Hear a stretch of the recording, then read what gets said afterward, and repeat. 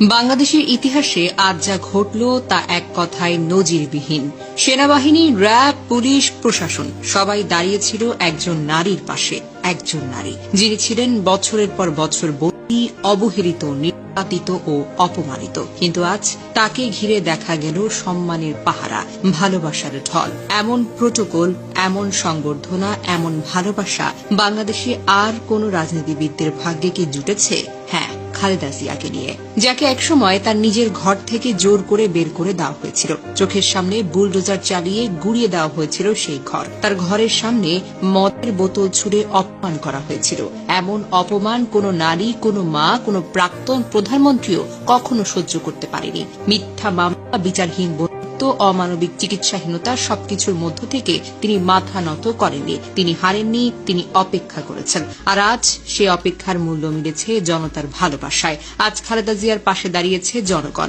আজ তার চলার পথে ছায়া হয়ে দাঁড়িয়েছে রাষ্ট্রীয় বাহিনী। আজ তার পাশে আছে তার দেশের মাটি, মানুষের মন। সম্মান কি বন্দুকের জোরে আদায় করা যায়? না। সম্মান কি টাকায় কেনা যায়? না। সম্মান আসে আত্মত্যাগ থেকে। আজ খালেদা জিয়া শুধু